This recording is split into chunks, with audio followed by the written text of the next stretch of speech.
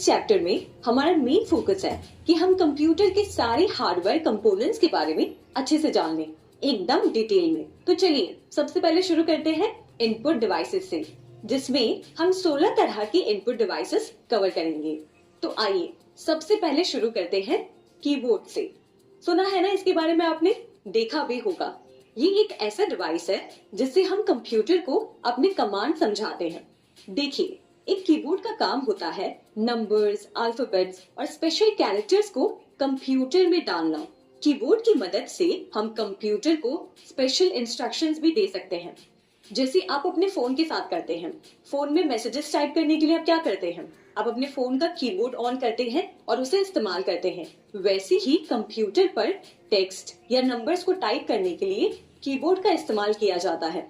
हालांकि फोन का कीबोर्ड बस टेक्स्ट या नंबर्स को टाइप करने के लिए बना है, वो और कोई एक्स्ट्रा काम नहीं करता। वैसे ही कंप्यूटर कीबोर्ड फोन के कीबोर्ड से थोड़ा अलग है। कंप्यूटर के कीबोर्ड में कई ऐसे कीज होते हैं जो कंप्यूटर को किसी भी तरह का कमांड दे सकते हैं।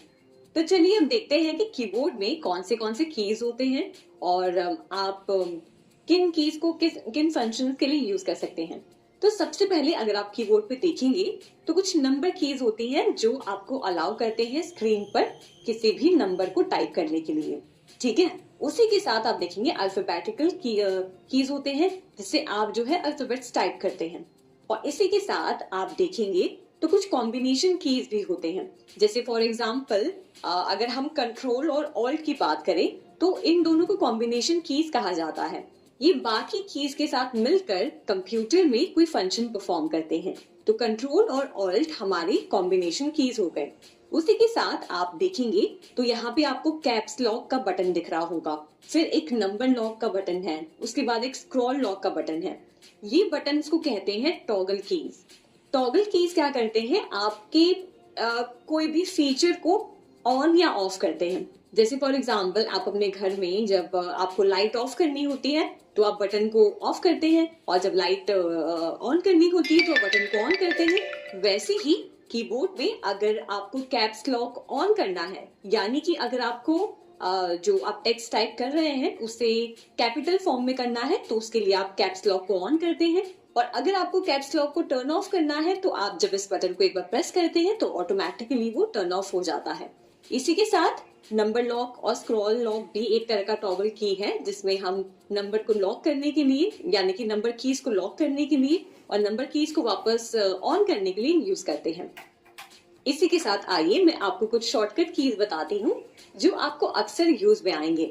सबसे पहले अगर आपको अपनी स्क्रीन पर जो भी टेक्स्ट है या जो भी डेटा है उन सभी को एक साथ सिलेक्ट करना है, तो उसके लिए या तो आप माउस का सिलेक्ट कर सकते हैं, माउस को ले जाकर आप ड्रैग करेंगे तो सारा जो इन्फॉर्मेशन है वो सिलेक्ट हो जाएगा, या फिर आप एक शॉर्टकट की का इस्तेमाल कर सकते हैं।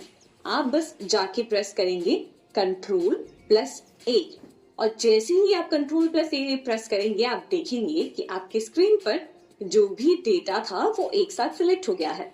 इसी के साथ मान लीजिए अगर आपको कोई टेक्स्ट, कोई एक लाइन या पैराग्राफ को कॉपी करना है तो उसके लिए भी एक शॉर्टकट की है। जैसे फॉर एग्जांपल समझिए हमें इस पैराग्राफ को कॉपी करना है।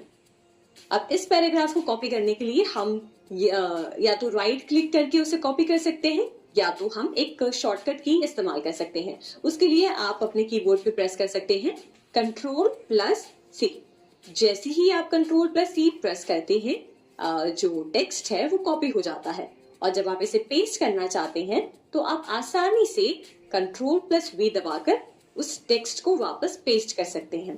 तो ये है कुछ शॉर्टकट कीज जो आप इस्तेमाल कर सकते हैं आसानी से अपने काम को और तेजी से बढ़ाने के लिए और ज्यादा सहूलियत के लिए।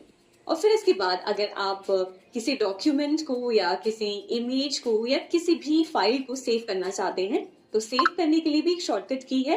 आप Ctrl+S दबाकर उस फाइल को डायरेक्टली सेव कर सकते हैं।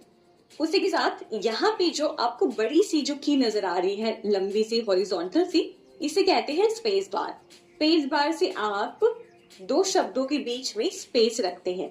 जैसे मान लीजिए अगर मैं स्क्रीन पर कुछ टाइप कर रही हूँ और मुझे ये दो शब्दों के बीच में स्पेस रखना है स्पेस बार का इस्तेमाल करके मैं दो शब्दों के बीच में स्पेस रख सकती हूँ। और आप जब कुछ टाइप कर रहे हैं और आपको दूसरी लाइन में जाना है, तो दूसरी लाइन में जाने के लिए आप डायरेक्टली एंटर की दबाएंगे तो आप देखेंगे कि आप नेक्स्ट लाइन में पहुंच रहे हैं। उसी के साथ अगर आप कुछ डिलीट करना चाहते हैं टेक्स्ट के मामले में, तो आप बैक स्पेस दबाकर उस टेक्स्ट को डिलीट कर सकते हैं। और आप डायरेक्टली डिलीट बटन भी यूज कर सकते हैं। अगर आप देखेंगे आपके कीबोर्ड पे एक डिलीट बटन होगा, इसका इस्तेमाल करके आप डिलीट कर सकते हैं। और कीबोर्ड पे और हमें मिलते हैं एरो कीज। एरो कीज से आप क्या कर सकते हैं, आप ऊपर नीचे लेफ्ट राइट आप जो है अपने कर्सर को मूव कर सकते हैं। ये कीज तब इस्तेमाल किए जाते हैं तब जब समझ लीजिए कि आप माउस यूज नहीं कर रहे हैं या आपका माउस वर्क नहीं कर रहा है, तो स्क्रीन पे नेविगेट करने के लिए आप इन एरो कीज का इस्तेमाल करते हैं।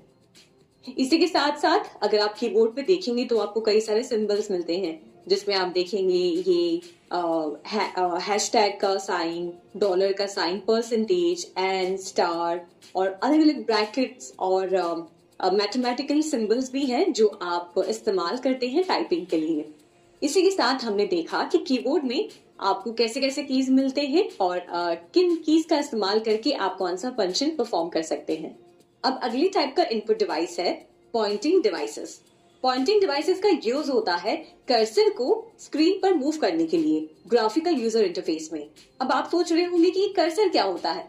अब इसे इस तरीके से समझिए कि आपको अपने स्मार्टफोन पर फोटोज की कोई फाइल ओपन करनी है या फिर कोई टास्क करना है, तो आप कैसे करते हैं, आप अपने फोन को अनलॉक करते हैं और जहां पर आपको कोई फाइल खोलनी हो उस पर आप टैप करते हैं, जिससे वो ओपन हो जाता है। क्योंकि हमारे फोन ज्यादातर टच स्क्रीन होते हैं। आज लैपटॉप्स में भी टच स्क्रीन की टेक्नोलॉजी आ गई है, पर आमतौर पर सारे कंप्यूटर्स और लैपटॉप्स टच स्क्रीन नहीं होते हैं। तब काम आता है ये कर्सर। कर्सर एक छोटा इंडिकेटर होता है जो आपके कंप्यूटर स्क्रीन पर चलता है। जैसे जैसे आप माउस को हिलाते हैं या मूव करते हैं, वैसे वैसे कर्सर भी वहां मूव करता रहता है। जब आप स्क्रीन पर किसी आइटम को माउस से क्लिक करते हैं, जैसे कोई फाइल या लिंक, तो कर्सर उस जगह पर पहुंचकर उस आइटम को सिलेक्ट करता है। और पॉइंटिंग डिवाइसेस का यूज इस कर्सर को कंट्रोल करने के लिए होता है, जिससे आप अपने कंप्यूटर पर कुछ भी क्लिक कर सकते हैं या ऑपरेट कर सकते हैं। अलग अलग तरह की पॉइंटिंग डिवाइसेस होते हैं, जैसे mouse, touch pad, track point, track ball और जॉयस्टिक। तो चलिए इन सब डिवाइसेस को एक एक करके जानते हैं। सबसे पहले माउस। माउस एक ऐसा डिवाइस है जो हमारे कंप्यूटर का सबसे अच्छा साथी है, क्योंकि हम कंप्यूटर को इसी के जरिए कंट्रोल करते हैं। माउस को एक ही हाथ से कंट्रोल करते हैं। इमेजिन करो, पहले के जमाने में माउस के नीचे एक छोटा सा बॉल हुआ करता था।